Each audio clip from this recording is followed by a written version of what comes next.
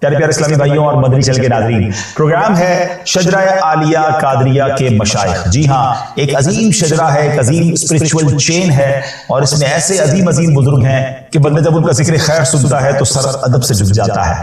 آج ایسے ہی آسمان ولایت کے چمکتے ہوئے ستارے حضرت امام جعفر صادق رضی اللہ تعالیٰ کی سیرت کے بارے میں جانیں گے، مگر اس سے پہلے کہ ہم ان کی سیرت پر کچھ بات کریں، آئیے درود پاک کی فضیلت پر مشتمل ایک بہت ہی خوبصورت حدیث پاک سنتے ہیں۔ قیامت کے دن کسی مسلمان کی نیکیاں میزان یعنی ترازو پر ہلکی ہو جائیں گی تو سرور کائنات صلی اللہ تعالی علیہ وآلہ وسلم ایک پرچہ اپنے پاس سے نکال کر نیکیوں کے پلڑے میں رکھ دیں گے، تو اس سے نیکیوں کا پلڑا وزنی ہو جائے گا۔ وہ عرض کرے گا، میرے ماں باپ آپ پر قربان، آپ کون ہیں؟ تو حضور علیہ السلام فرمائیں گے، میں تیرا نبی محمد صلی اللہ تعالی علیہ وسلم ہوں، اور یہ تیرا وہ درود پاک ہے جو تو نے مجھ پر پڑھا تھا۔ سبحان اللہ، سبحان اللہ۔ وہ پرچہ جس میں لکھا تھا درود اس نے کبھی، یہ اس سے نیکیاں اس کی بڑھانے آئے۔ درود پاک کثرت سے پڑھیے ناظرین، اس کو اپنے معمول میں شامل کیجئے۔ آئیے مل کر محبت کے ساتھ بآواز بلند درود پاک پڑھ لیں۔ صلو علی الحبیب صلی اللہ تعالی علی محمد صلی اللہ علیہ وسلم۔ پیارے اسلامی بھائیو، آج جس عظیم ہستی کا ذکر ہونا ہے، شجرہ عالیہ قادریہ میں ہم ان کے توسل سے، ان کے واسطے سے ایک بڑی پیاری التجا پیش کرتے ہیں۔ وہ کیا ہے؟ صدق صادق کا تصدق صادق الاسلام کر، بے غضب راضی ہو کاظم اور رضا کے واسطے۔ تو آج جس صادق کا ذکر ہونا ہے وہ حضرت امام جعفر صادق رضی اللہ تعالیٰ عنہ ہے، شہید کرب و بلا، راکب دوش مصطفیٰ، امام عرش مقام، امام ہمام، صحابی ابن صحابی، حضرت امام حسین رضی اللہ تعالیٰ عنہ کے پڑ پوتے، عظیم تابعی بزرگ امام جعفر صادق رضی اللہ تعالیٰ عنہ کی ولادت 17 ربیع الاول 80 یا 83 ہجری پیر شریف کے دن مدینہ پاک میں ہوئی۔ دن بھی پیر کا اور شہر بھی مدینہ۔ سبحان اللہ۔ آپ کا نام جعفر ہے اور کنیت ابو عبداللہ اور ابو اسماعیل ہے۔ آپ کی ولادت باسعادت 80 ہجری میں ہوئی۔ حضرت سیدنا امام جعفر صادق رضی اللہ تعالیٰ عنہ کی والدہ محترمہ کا اسم گرامی حضرت سیدنا ام فروہ بنت قاسم بن محمد بن ابی بکر صدیق رضی اللہ تعالیٰ عنہ ہے، جبکہ آپ رضی اللہ تعالیٰ عنہ کے والد گرامی کا اسم مبارک حضرت سیدنا امام باقر بن علی زین العابدین اور بن حسین بن علی المرتضی شیر خدا کرم اللہ تعالیٰ وجہ الکریم ہے۔ یعنی آپ کا کمال دیکھیں کیسی ہستی ہیں کہ آپ والدہ کی طرف سے حضرت ابو بکر صدیق رضی اللہ تعالیٰ سے جا ملتے ہیں، اور والد صاحب کی طرف سے مولا علی شیر خدا کرم اللہ تعالیٰ وجہ الکریم سے جا ملتے ہیں۔ سبحان اللہ۔ یعنی آپ والدہ کی طرف سے صدیقی اور والد کی طرف سے علوی فاطمی ہیں۔ سبحان اللہ، سبحان اللہ۔ کس قدر بڑا نسب ہے آپ کا، کیا عالی خاندان ہے۔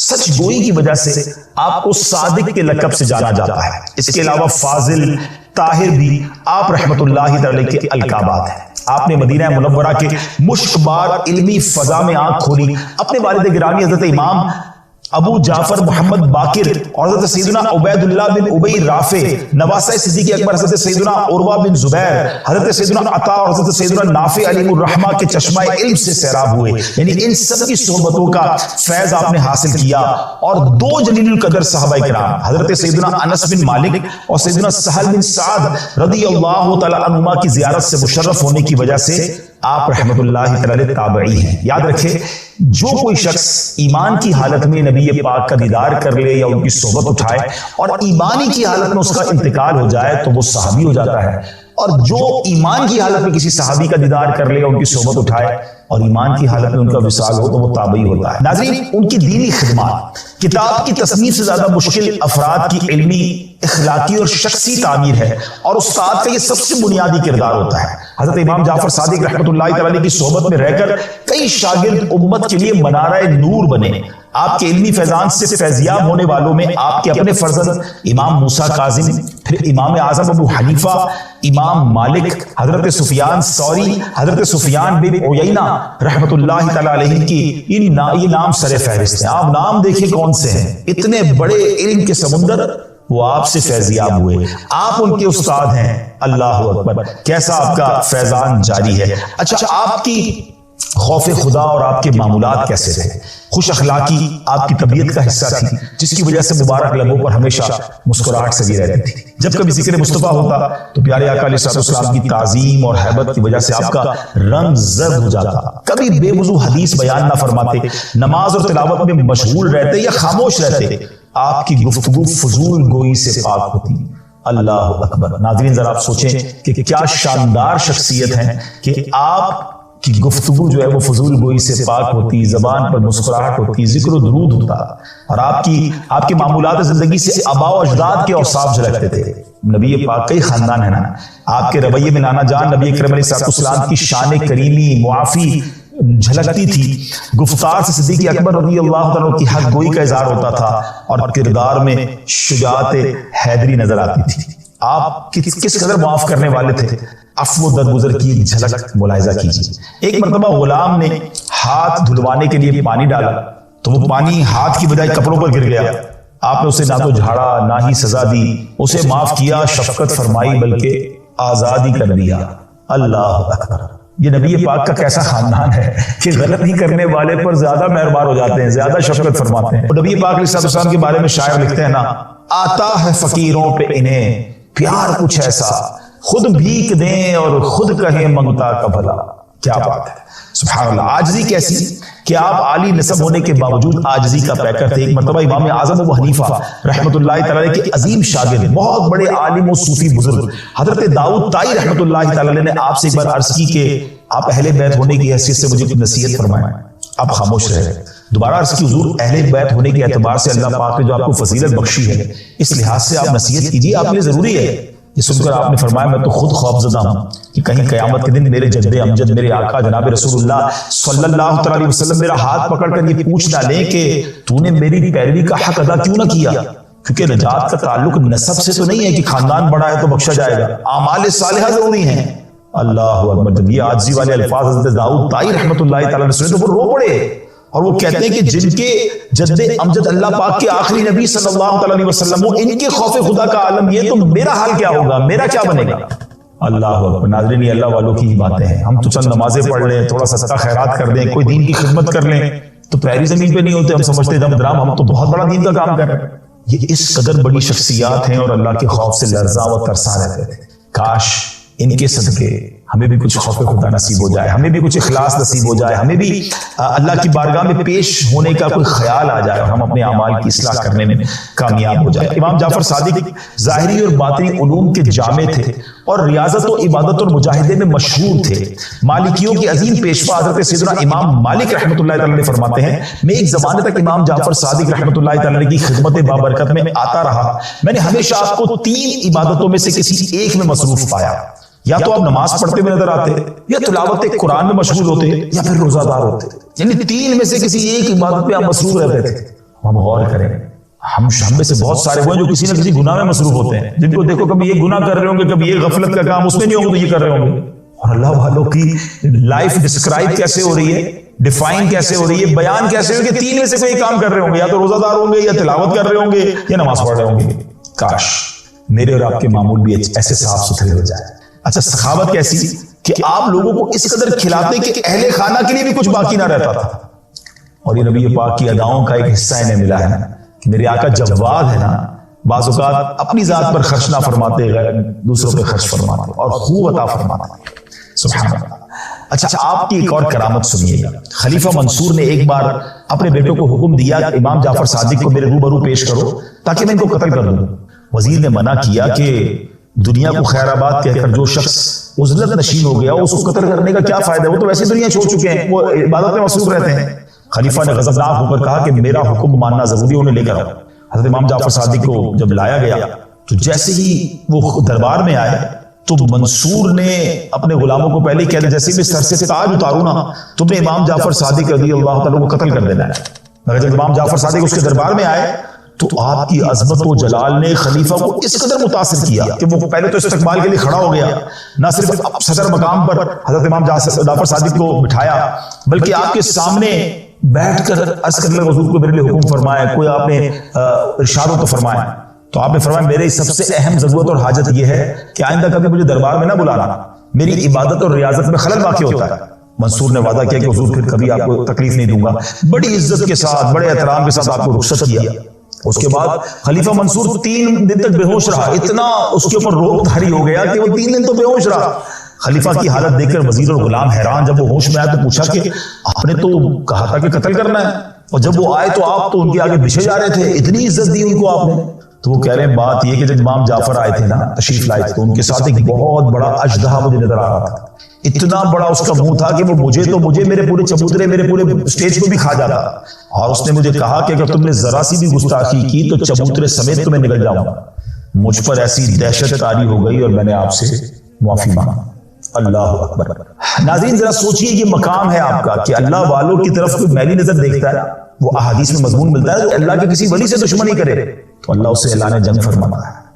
آئے ہائے، ایک اور کرامت سنی، ایک شخص کا بیان ہے کہ ہم تابعی بزرگ حضرت امام جعفر صادق رحمۃ اللہ تعالی کے ساتھ حج کرنے جا رہے تھے، راستے میں ایک جگہ ہم کھجور کے سوکھے درختوں کے پاس ٹھہرے تو امام جعفر صادق رحمۃ اللہ تعالی نے آہستہ سے کچھ پڑھا، کہتے ہیں میں سمجھ نہیں سکا آپ نے کیا پڑھا۔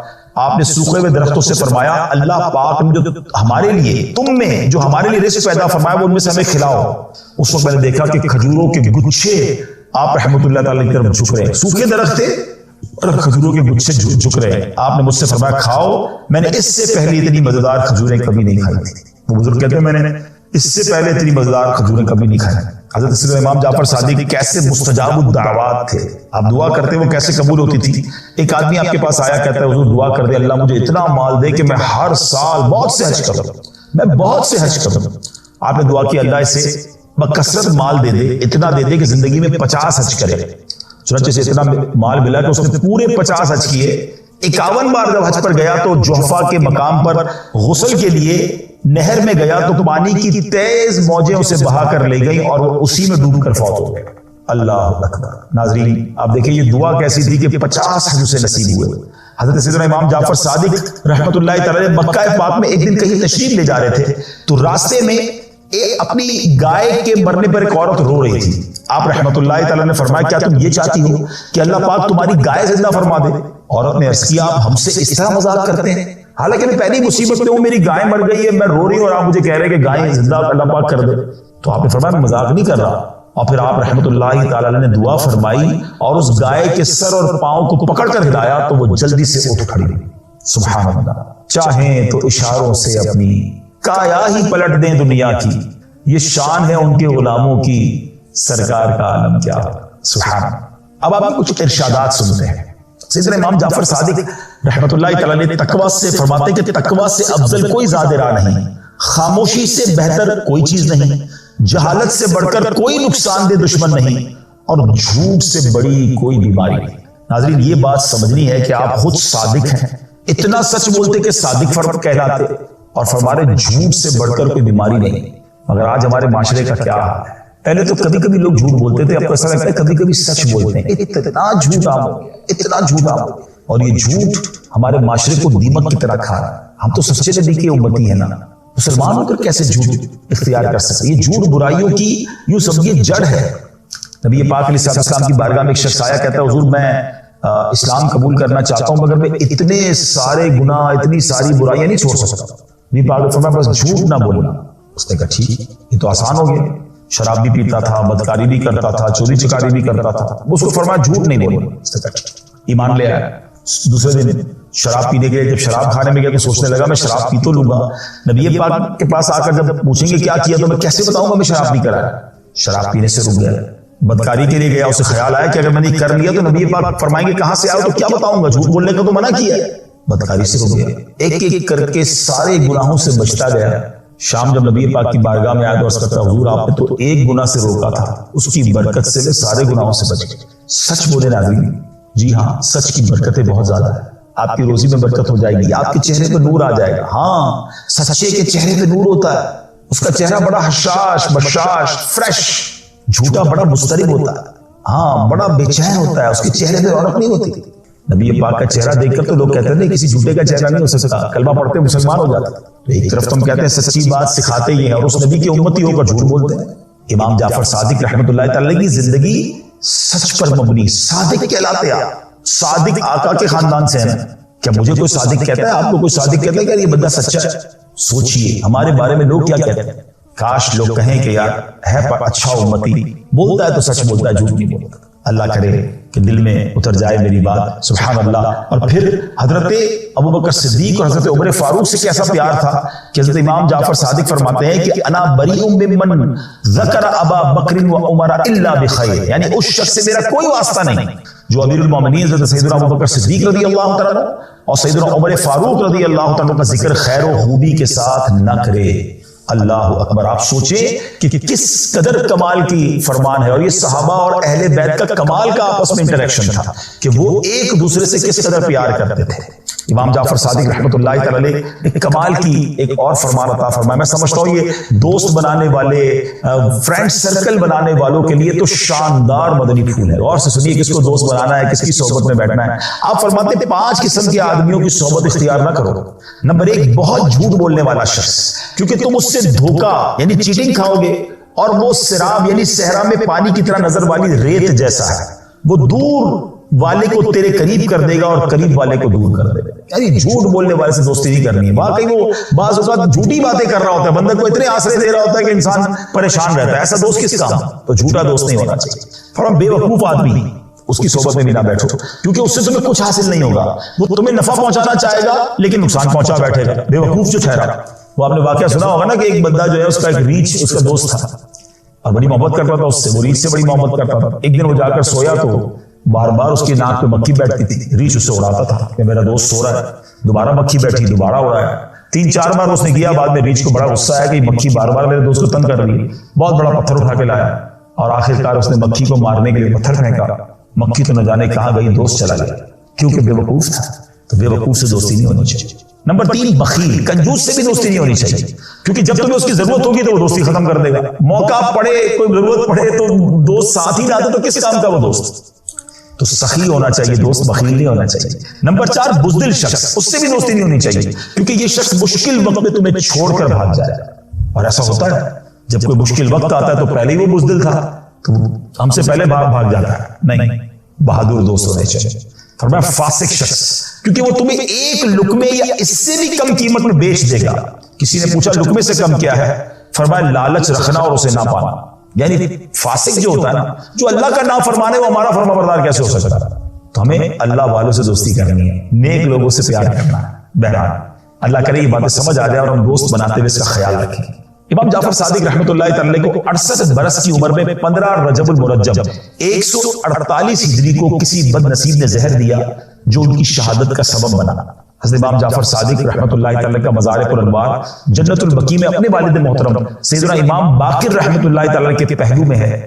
اللہ کریم تربت امام جعفر صادق پر اپنی کروڑوں رحمتوں کی بارش نازل فرمائے اور ان کے فیضان سے ہمیں مالا مال فرمائے، ان کے نقش قدم پر چلنے کی توفیق عطا فرمائے۔ اللہ ان سچوں کے صدقے ہمیں سچا بنا دے، ان عبادت گزاروں کے صدقے ہمارا دل بھی عبادت میں لگا دے، ان سجدہ کرنے والوں کے صدقے ہمیں ساجد بنا دے، ان تلاوت کرنے والوں کے صدقے ہمارا دل تلاوت میں لگا دے۔ ہم کہتے تو ہیں کہ ہم سلسلہ قادریہ کے مرید ہیں، سلسلہ قادریہ میں ہم شامل ہیں، مگر ہمارے سلسلے کے جو بزرگ ہیں وہ کیسے عرفہ والا ہے۔ اللہ ان کا فیضان بھی نصیب فرمائے اور ہمارا کردار بھی اچھا ہو جائے۔ مدنی چینل دیکھتے رہیے، اگلے پروگرام ایک اور مبارک شخصیت کا ذکر لے کر آئیں گے اور ان کے بارے میں جانیں گے۔ صلو علی الحبیب صلی اللہ تعالی علی محمد صلی اللہ علیہ وسلم۔ جس نے محمد صلی اللہ تعالی علیہ وسلم اور آپ کے اہل بیت پر 100 مرتبہ درود پاک پڑھا، اللہ پاک اس کی 100 حاجتیں پوری فرمائے گا۔ بہت ساری حاجتیں۔ رجب کے روزوں کی تو کیا بات ہے، احادیث میں یہ فضیلت آتی ہے جو رجب میں پہلے دن کا روزہ رکھے، پہلے رجب کا 3 سال کے گناہوں کا کفارہ ہے، دوسرے دن کا روزہ رکھے 2 سال کے گناہوں کا کفارہ، اور تیسرے دن کا روزہ رکھے تو 1 سال کے گناہوں کا کفارہ۔ پھر پورا رجب جو ہے وہ ہر روزہ جو ہے وہ 1 مہینے کے گناہوں کا کفارہ ہے۔ اب تو سردیوں کے دن ہیں، ویسے ہی ہم میں سے کئی لوگ لیٹ لنچ کرتے ہیں، 6 سوا 6 بجے افطار ہو جاتا ہے، ہو سکے تو نفلی روزے رکھیں، یہ عبادت کا مہینہ ہے۔ علامہ صفوری رحمۃ اللہ تعالی علیہ فرماتے ہیں کہ رجب بیج بونے کا مہینہ ہے، شعبان پانی ڈالنے کا مہینہ ہے، اور رمضان فصل کاٹنے کا مہینہ ہے۔ اور بڑی خوبصورت اس کی تفصیل بیان فرماتے ہیں کہ جو بندہ رجب میں عبادت کا بیج نہیں بوتا، شعبان میں ان بیجوں پر اپنے آنسوؤں سے پانی نہیں ڈالتا، آبیاری نہیں کرتا، وہ رمضان میں رحمت کی فصل کیسے کاٹ سکے گا؟ تو this is the time to prepare yourself. یہ تو وقت آ گیا مسجد کی طرف آنے کا، تلاوت کرنے کا، روزے رکھنے کا. اگر کوئی دوری ہو گئی ہے عبادت سے تو پھر جڑ جائیں، اور رحمتوں والے مہینے شروع ہو رہے ہیں. تو اے میرے پیارے اسلامی بھائیوں، اللہ کرے کہ ہم رجب میں اللہ کی عبادت کر کے، اپنے گناہوں کی معافی مانگ کے ہم اس رجب کو اس طرح گزاریں. اور رجب میں ایک اور کام کرنے کا بڑا زبردست میں آپ کو بتا دوں کہ نبی پاک علیہ الصلوۃ والسلام فرماتے ہیں، حضرت عبداللہ ابن زبیر رضی اللہ عنہ سے روایت ہے کہ جو ماہ رجب میں کسی مسلمان کی پریشانی دور کرے، اللہ عز و جل اس کو جنت میں ایسا محل عطا فرمائے گا جو حد نظر تک وسیع ہوگا. تم رجب کا اکرام کرو، اللہ کریم 1000 کرامتوں کے ساتھ تمہارا اکرام فرمائے گا. اللہ کرے کہ ہماری کوئی نماز قضا نہ ہو، ہم اس میں نفلی روزے رکھیں، اس پہ درود پاک کی کثرت کریں، استغفار کی کثرت کریں. اللہ کا مہینہ ہے، خوب اللہ کی طرف لو لگائیں کہ یا اللہ تیرا مہینہ آ گیا، بندہ بھی تو میں تیرا ہوں، میرے مولا تو میری مغفرت فرما دے. آؤ آج میں بتاتا ہوں، نبی پاک علیہ الصلوۃ والسلام نے ایک فارمولہ دے دیا ہے، ایک زبردست طریقہ بتایا ہے کہ جس سے ہماری آرزویں، ہماری خواہشات، ہماری تمنائیں پوری ہو سکتی ہیں. سرور کائنات علیہ الصلوۃ والسلام نے فرمایا، من صلی علیہ فی یوم 100 مرۃ، جس نے روزانہ مجھ پر 100 مرتبہ درود بھیجا، قضى اللہ لہ 100 حاجۃ، اللہ تبارک و تعالیٰ اس کی 100 حاجتیں پوری فرمائے گا. 100 درود، 100 حاجتیں. ہم تو 2-3 حاجتیں پھر ایسے پھنسے ہوئے ہیں کہ وہ کام سیدھے ہو جائیں تو پتہ نہیں کتنے بڑے معاملے حل ہو جائیں گے. 100 حاجتیں. اچھا پھر کرم نوازی دیکھو، اللہ کریم ہے نا، بندوں پر مہربان ہے، وہ زیادہ جانتا ہے، بہتر جانتا ہے کون سی چیز ہمارے لیے کتنی ضروری ہے.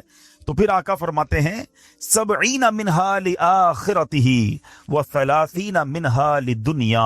آقا فرماتے ہیں ان میں 70 آخرت کی اور 30 دنیا کی حاجات ہوں گی. دنیا میں 30 حاجتیں پوری ہو جائیں گی اور آخرت کی 70 حاجتیں پوری ہوں گی. اور کرنا کیا ہے، محنت کیا کرنی ہے، کوشش کیا کرنی ہے، صرف 100 بار درود پاک پڑھنے والے کو یہ اجر ملتا ہے. تو اے میرے میٹھے اسلامی بھائیوں، چلتے پھرتے اٹھتے بیٹھتے آج کل سوشل میڈیا پہ گھنٹوں ہمارے وقت گزر رہے ہیں، اس سے بچیے اور درود پاک اپنی زبان پر جاری رکھیے. پھر دیکھیں انشاءاللہ. بلکہ میں سچ بتاؤں، اگر کوئی ایسا میرا بھائی بیٹھا ہے نا جو پریشان ہے، بیمار ہے، قرضے میں ڈوبا ہوا ہے، کسی ڈیفیکلٹی میں ہے، گھر میں پرابلم ہے، طبیعت ٹھیک نہیں ہے، آپ یقین کریں، آپ درود پاک کا وظیفہ شروع کر دیں اور پڑھتے رہیں. بس آپ اپنی آنکھوں کے سامنے دیکھیں گے کہ چیزیں آسان ہونا شروع ہو گئی ہیں، طبیعت بہتر ہونا شروع ہو گئی ہے، بوجھ ہلکا ہونا شروع ہو گیا ہے، ٹینشن فارغ ہونا شروع ہو گیا ہے. مسئلہ یہی تو ہے کہ پرابلم میں، مشکل میں ہم سب کو یاد کرتے ہیں، سب کے پاس جاتے ہیں، نہیں پکارتے تو اپنے رب کو نہیں پکارتے، اللہ کے حبیب علیہ الصلوۃ والسلام پر درود نہیں پڑھتے. تو اپنی عادت بنائیں. اور درود پاک تو کب کب کس کس کو کام آیا ہے. اگر میں یہ کہوں نا کہ میری اور آپ کی دنیا میں آمد کا ایک سبب بھی ہم سب کی جو تخلیق ہوئی ہے، ہمارے جد امجد کون ہیں، ہم کس کی اولاد ہیں؟ حضرت آدم علیہ السلام کی. اچھا ماشاءاللہ، حضرت آدم یعنی ہماری امی حضور پھر کون ہوئی؟ بی بی حوا. ماشاءاللہ، اتنا تو پتا ہے نا. حضرت آدم اور بی بی حوا کا رشتہ کیسے ہوا آپ کو پتا ہے؟ یہ نکاح کیسے ہوا، یہ رشتہ ہوا، یہ جوڑا بنا تو یہ سلسلہ بنی آدم شروع ہوا نا، اولاد شروع ہوئی. اور بڑھتے بڑھتے بڑھتے آج ہم سارے دنیا میں آ گئے. ہمیں آدمی کہا کیوں جاتا ہے؟ ہم حضرت آدم علیہ السلام کی اولاد ہے نا. اب آؤ بتاتا ہوں، یہ پہلا نکاح، یہ پہلا رشتہ، یہ پہلا جو جوڑا بنا وہ کیسے بنا؟ سبحان اللہ. اب اس کے بارے میں یہ آتا ہے کہ جب علامہ نبہانی رحمۃ اللہ تعالی نقل کرتے ہیں کہ جب اللہ عز و جل نے حضرت آدم علیہ السلام کو پیدا کیا، انہوں نے آنکھیں کھولی تو عرش پر اسم محمد صلی اللہ تعالی علیہ وسلم لکھا ہوا دیکھا. حضرت آدم کے دنیا میں آنے سے پہلے ہی میرے آقا کا چرچا ہے، نبی پاک کا نام عرش پر لکھا ہوا ہے. اب عرض کی، اے میرے رب، کیا مجھ سے بڑھ کر بھی تیری بارگاہ میں کوئی عزت والا ہے، معزز ہے؟ حضرت آدم اللہ سے پوچھ رہے. ارشاد فرمایا، ہاں، یہ نام تیری اولاد میں سے ایک نبی علیہ الصلوۃ والسلام کا ہے جو تجھ سے بڑھ کر میرے یہاں معزز ہے. حضرت آدم سے کہا جا رہا ہے کہ تجھ سے بڑھ کر میرے ہاں معزز ہیں. اگر وہ نہ ہوتے تو میں نہ آسمانوں کو پیدا کرتا، نہ زمین کو، نہ جنت کو، نہ جہنم کو. کہ جب اللہ عز و جل نے ان کی پسلی سے حضرت حوا رضی اللہ تعالی عنہا کو پیدا کیا تو آدم علیہ الصلوۃ والسلام نے انہیں دیکھا، ایسی مخلوق جس کے مشابہ کوئی اور مخلوق نہ تھی. اللہ عز و جل نے حضرت آدم علیہ الصلوۃ والسلام میں خواہش بھی پیدا کی تو انہوں نے عرض کی الہی یہ کون ہے؟ فرمایا حوا رضی اللہ تعالیٰ عنہ۔ عرض کی مولا میرے ساتھ جوڑا بن جائے۔ ارشاد ہوا تم اس کا مہر ادا کرو۔ عرض کی مولا مہر کیا ہے؟ ارشاد فرمایا اس نام والے پر 10 مرتبہ درود بھیجنا ہے، جس کا نام عرش پہ دیکھا ہے نا، اس کے نام پر 10 بار اس نام والے پر درود بھیجو۔ تو کہا اے اللہ میں نے ایسا کر لیا